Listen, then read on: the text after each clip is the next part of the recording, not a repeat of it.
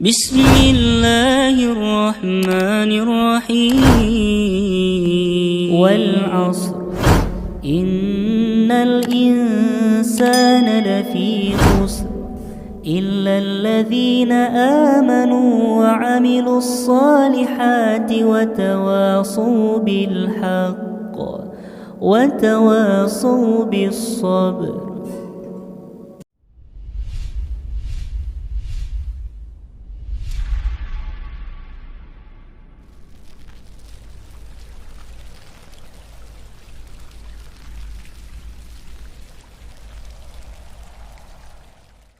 Bismillah, Assalamualaikum warahmatullahi wabarakatuh.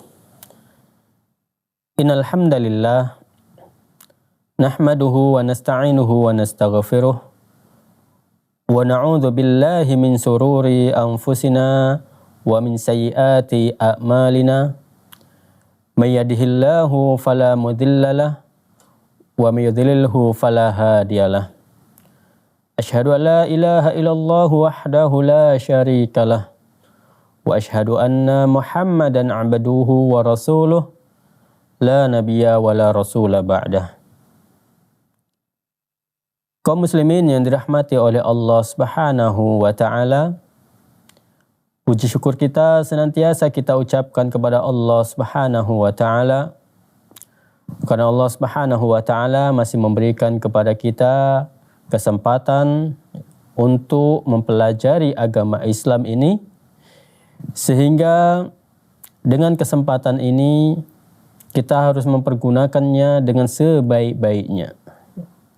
Jangan sampai kesempatan yang diberikan oleh Allah Subhanahu wa taala kita lalaikan sehingga membuat kita banyak melakukan maksiat kepada Allah Subhanahu wa taala. Maka seharusnya dengan kesempatan yang diberikan oleh Allah Subhanahu wa taala kepada kita, kita pergunakan untuk ketaatan kepada Allah Subhanahu wa taala. Salawat dan salam senantiasa kita sampaikan kepada Nabi kita, Nabi Muhammad sallallahu alaihi wasallam, yang mana kita selalu mengharapkan syafaat dari Nabi Muhammad sallallahu alaihi wasallam nanti pada hari kiamat, yang mana pada hari kiamat nanti tidak ada yang bisa memberikan syafaat kepada manusia kecuali Nabi Muhammad sallallahu alaihi wasallam dan atas izin dari Allah Subhanahu wa taala. Maka dengan kita memperbanyak salawat, semoga Allah Subhanahu wa taala nantinya memberikan syafaat kepada kita nanti pada hari kiamat. Kaum muslimin yang dirahmati oleh Allah Subhanahu wa taala,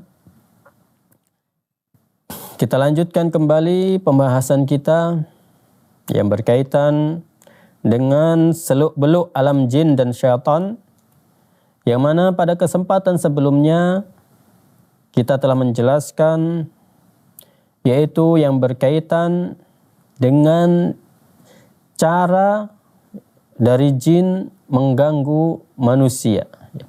Cara-cara jin mengganggu manusia. Kita sudah sebutkan ya beberapa di antaranya adalah dengan cara merasuki manusia ataupun biasa disebut dengan kesurupan. Kemudian yang kedua disebutkan juga bahwasanya jin mengganggu manusia itu bisa saja ketika dari bayi jin tersebut sudah mengganggu manusia, yaitu dengan ditusuk kepalanya oleh jin, sehingga bayi yang baru lahir itu akan menangis, kecuali Nabi Isa alaihissalam, yang mana ketika beliau lahir ataupun ketika Nabi Isa alaihissalam lahir, dia tidak diganggu oleh jin, sehingga ketika lahir dia tidak menangis. Kaum muslimin yang dirahmati oleh Allah Subhanahu wa taala, kita juga telah menyebutkan berkaitan dengan ataupun Syekh Abu Bakar Al-Jazairi telah menyebutkan beberapa dalil bahwasannya fenomena-fenomena kesurupan ataupun fenomena terkait dengan gangguan jin ini memang benar-benar ada. Ya, tidak ada yang bisa menolak baik secara akal maupun secara dalil. Kecuali ada nanti beberapa kelompok, beberapa golongan yang mereka menolak akan adanya gangguan jin. Akan tapi ya, para ulama yaitu ulama Ahlus Sunnah wal Jamaah sepakat bahwasanya gangguan jin itu benar-benar ada. Kemudian Syekh juga menyebutkan yaitu Syekh Abu Bakar Al-Jazairi, itu salah seorang ulama penulis buku kitab Minhajul Muslim, ataupun juga beliau juga banyak menulis ataupun juga menulis kitab tafsir Al-Aisar. Jadi beliau ini juga adalah termasuk ulama yang terkenal, dan juga beliau adalah merupakan salah satu guru ataupun dosen di Madinah Al-Munawwarah. Lebih lanjut kemudian Al-Imam ataupun Abu Bakar Al-Jazairi menjelaskan telah disebutkan sebelumnya sebuah hadis sahih yang di dalamnya dinyatakan bahwasanya ketika seorang pemuda dari kalangan Ansor menusukkan ataupun melemparkan tombaknya ke tubuh jin, yang mana tubuh jin tersebut ketika itu dia menjelma menjadi seekor ular. Jadi ketika terjadi akan perang, kemudian rupanya si pemuda ini dia balik ke rumahnya dan didapatinya istrinya itu sudah di luar rumah. Kemudian istrinya mengatakan, coba lihat terlebih dahulu di dalam. Ketika dilihat di dalam rumahnya itu sudah ada seekor ular. Kemudian ular jin tersebut ditusuk oleh pemuda tersebut. Ular tersebut tidak langsung mati, sehingga jin membalas dendam. Biasa kalau ular dia yang kita tusuk itu dia pasti akan menggelepar ataupun bergerak ke sana kemari. Dia akan tujuannya adalah untuk memberikan respon, memberikan balasan kepada orang yang menyakitinya. Dan membunuh sang pemuda tersebut dalam waktu sekejap. Memang karena terkena patukan ular tersebut. Bahkan Abu Sa'id Al-Khudri periwayat hadis ini mengatakan tidak diketahui siapa di antara mereka yang terlebih dahulu mati, apakah ular ataukah pemuda itu. Dari sini dari hadis ini kita bisa mengambil beberapa kesimpulan bahwasanya jin bisa saja menyakiti manusia dengan secara langsung. Tapi secara langsung yang mereka lakukan adalah ketika mereka sudah berubah bentuk, bukan dalam bentuk aslinya. Kalau mereka dalam bentuk aslinya, mereka tidak akan bisa menyakiti manusia secara langsung. Kemudian Syekh Al-Jazairi juga menjelaskan, karena amat populernya realitas ini dan manusia menerima kenyataan itu, maka kami tidak perlu lagi menyuguhkan bukti yang lainnya. Karena memang sudah sangat populer, sudah sangat terkenal, sudah sangat masyhur untuk gangguan jin ini. Bahkan orang-orang awam pun tidak ada yang menolak berkaitan dengan adanya gangguan jin. Kemudian riwayat tentang pemuda Ansor yang disebutkan tadi itu, yang disebutkan oleh Al-Imam Muslim dalam kitab sahihnya, merupakan bukti yang cukup untuk menegaskan bahwasanya jin itu juga bisa mengganggu manusia. Jadi mereka bangsa jin bisa saja mengganggu manusia secara langsung. Yang mana selanjutnya Syekh Al-Jazairi mengatakan ada peristiwa lain yang bisa kami kisahkan di sini. Yang mana di kesempatan sebelumnya kita telah terputus telah terhenti pada pembahasan ini. Di sini kemudian Syekh Al-Jazairi menyebutkan kisah nyata yang beliau alami sendiri. peristiwa ini terjadi di rumah kami sendiri. Ini yang disebutkan oleh Syekh Al-Jazairi. Kami mengalami sendiri dampak negatifnya dan kami pun merasakan sendiri pengaruhnya dari gangguan jin tersebut. Kemudian beliau mengisahkan kisah beliau yang berkaitan dengan gangguan jin. Saya memiliki seorang kakak perempuan bernama Sa'diyah. Suatu hari ketika kami masih kecil, kami hendak mencari tandan dari buah kurma. Ya seperti pohon pisang kan ada tandannya. Begitu juga dia dengan kurma. Jadi ada juga tandannya.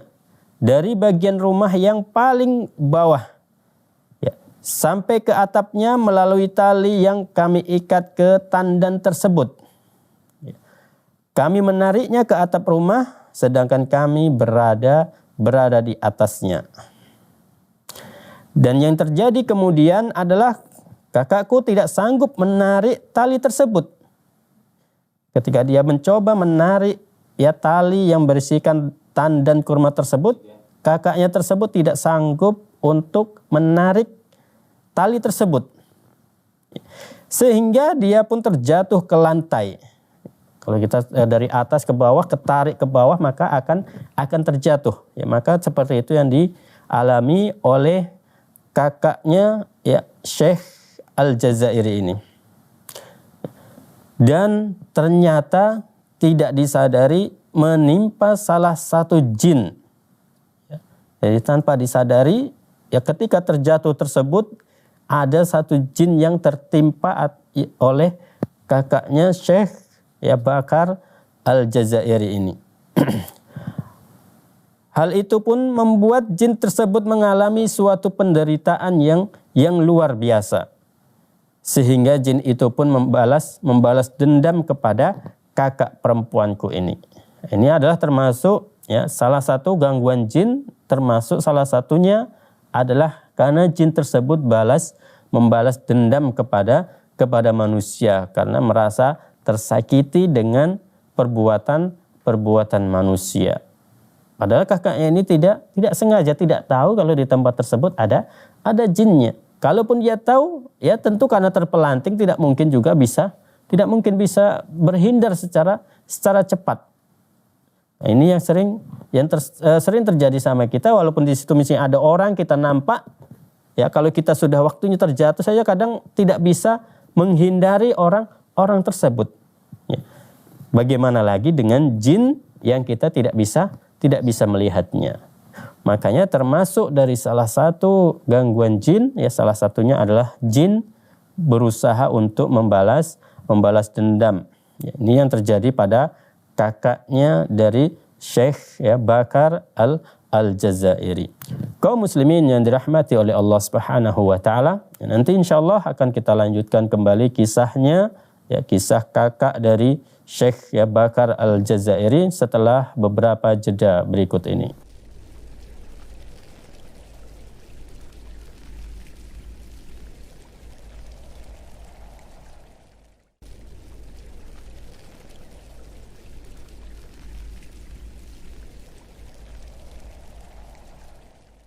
Kaum muslimin yang dirahmati oleh Allah Subhanahu wa taala,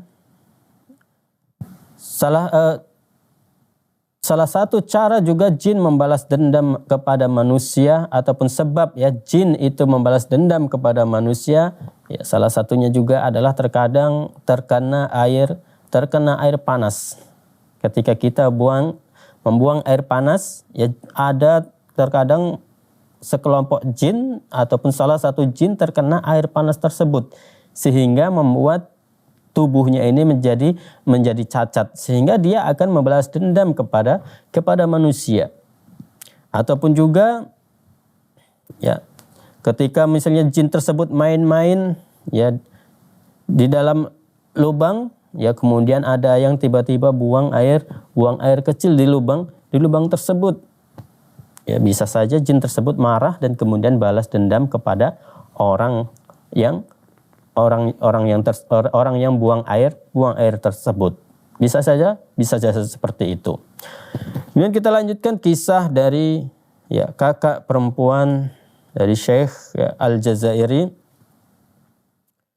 Dalam setiap pekan 2 kali ataupun 3 kali bahkan lebih, jin itu mendatanginya saat kakakku sedang tidur. Jin itu mencekiknya sehingga kakakku yang malang itu menyepak-nyepak kedua kakinya sambil menggelinjang seperti kambing yang sedang disembelih. Ya. Tentunya kalau kita lihat orang yang dia dicekik, ya kita akan tahu dia pasti akan berusaha untuk melepaskan cekikan tersebut dan menendang-nendang orang yang mencekik tersebut. Ya. Apalagi orang yang mencekik ini adalah mereka dari bangsa jin dan tidak nampak. Ya. Tapi kita bisa menyaksikan, bisa melihatnya ketika dia dicekik biasanya akan memegang bagian lehernya. Dia akan berusaha melepas cekikannya itu di bagian lehernya dan sambil menendang-nendang, menghentak-hentakkan kakinya. Ya, kemudian Syekh Bakar memberikan gambaran seperti seekor kambing yang disembelih. Ya, kambing yang disembelih, ketika disembelih dia pasti akan menendang-nendang, ya, menggerak-gerakkan kakinya. Jin ini tidak menghentikan ulahnya ini kecuali setelah kondisi kakakku seperti orang yang sudah mati, sudah lemas badannya. Sudah sangat lemah, baru jin tersebut menghentikan perbuatannya. Suatu hari pernah jin tersebut berbicara sambil berteriak melalui lisan kakakku. Jadi jin tersebut pernah juga berbicara langsung melalui lisan kakaknya tersebut. Jin itu mengatakan bahwa ia melakukannya karena kakakku itu telah menyakitinya pada hari begini dan di tempat ini. Ya, jin tersebut menyebutkan sebab dia mengganggu kakak Syekh Bakar Al-Jazairi ini. Jin tersebut terus menyiksanya dengan merasuki tubuhnya. Kemudian ia mendatanginya saat ia sedang tidur saja. Sampai akhirnya kakakku meninggal setelah lebih kurang 10 tahun lamanya mengalami siksaan yang tidak terperikan lagi, yang tidak bisa ditahan lagi. Ya, karena selama 10 tahun diganggu oleh jin, ya, dicekik oleh jin tersebut. Ya. Ini adalah kisah dari kakaknya Syekh Bakar Al-Jazairi. Jadi untuk gangguan jin ini tidak bisa dipastikan. Ya, tidak bisa dipastikan 1-2 hari ataupun 1 tahun 2 tahun dia akan pergi, tidak bisa kita pastikan. Ya, namanya sudah gangguan. Ya. Walaupun dia diruqyah juga belum tentu dia bisa keluar langsung dengan segera ataupun pergi tidak kembali lagi. Bisa saja seperti itu. Ya. Ataupun mungkin dia ketika diruqyah dia keluar, ya, kemudian mereka mengintai kapan ada waktu lagi dia akan mencoba membalas dendam lagi. Atau misalnya dia tidak membuat amalan-amalan yang syar'i, amalan-amalan sunnah yang telah diajarkan oleh Rasulullah SAW. Membuat, ya kalau istilah orang, membuat benteng-benteng gaib. Ya, caranya adalah dengan zikir-zikir yang syar'i yang telah diajarkan oleh Rasulullah SAW. Kemudian ketika orang tersebut lalai dari Allah Subhanahu wa taala, maka jin tersebut akan masuk. Dia akan senantiasa mengintai manusia, karena memang itulah, ya, kerjaan mereka memang seperti itu, mengganggu manusia atau memberikan rasa was-was kepada manusia agar manusia tersebut, ya, melakukan perbuatan maksiat kepada Allah Subhanahu wa taala, dan maksiat yang terbesar adalah dengan mensyirikkan Allah Subhanahu wa taala. Jadi sebelum, ya, meninggalnya kakak, ya, Syekh Bakar Al-Jazairi ini, pada suatu malam, ya, pernah, ya, kejadian, ya, sebagaimana hari-hari sebelumnya jin tersebut membuatnya kesurupan. Akibat ulahnya kakakku tak henti-hentinya menyepakkan kaki sambil menggelinjangkan, ya, sampai ajal menjemputnya. Semoga Allah Subhanahu wa taala mengampuni dan merahmatinya.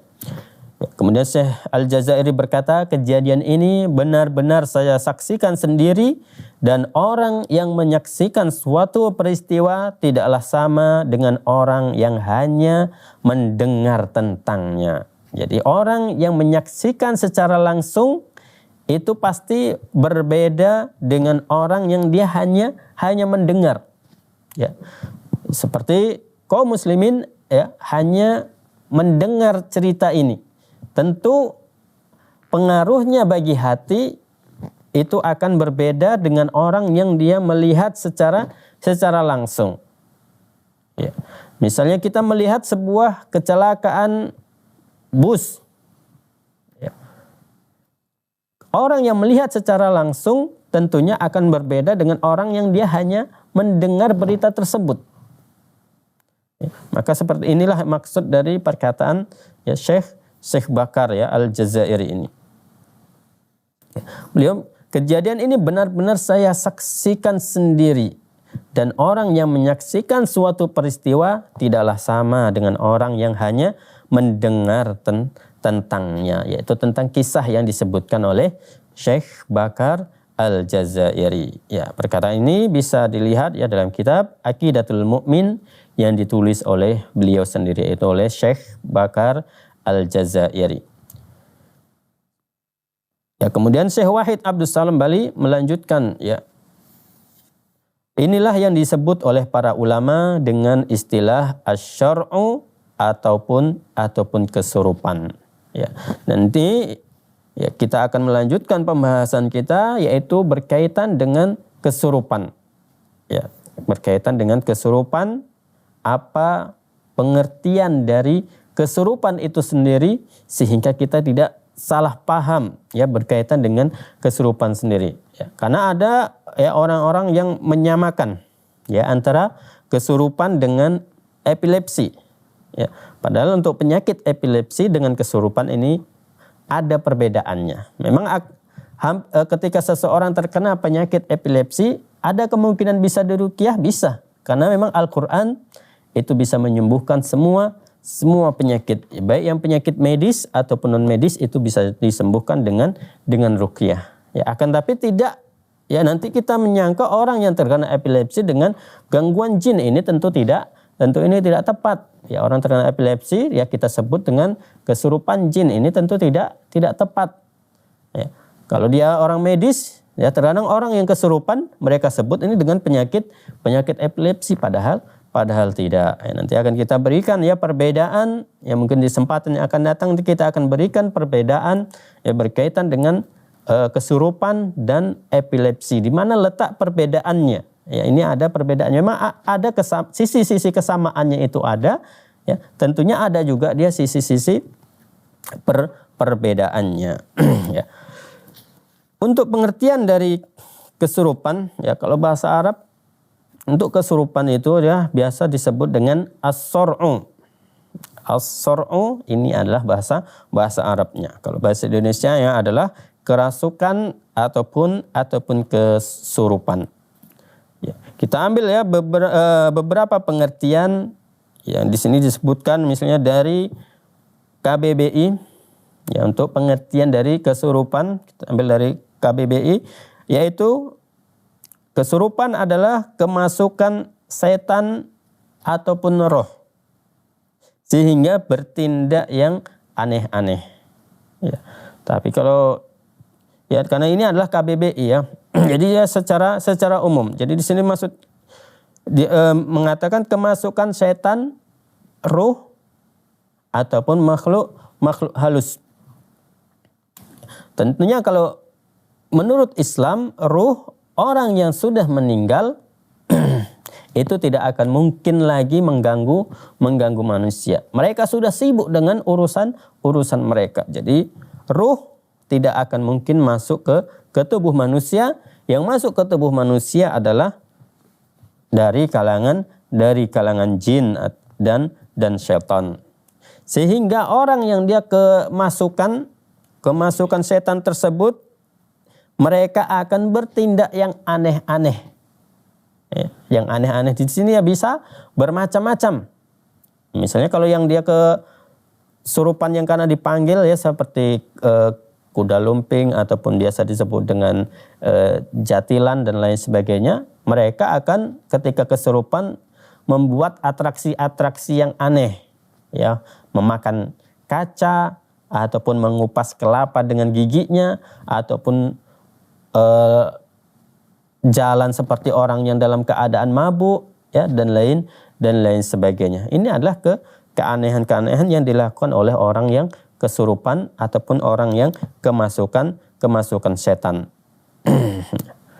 Sedangkan kalau dari Wikipedia itu sendiri ya disebutkan kerasukan ataupun kesurupan adalah keadaan kesadaran yang tidak biasa.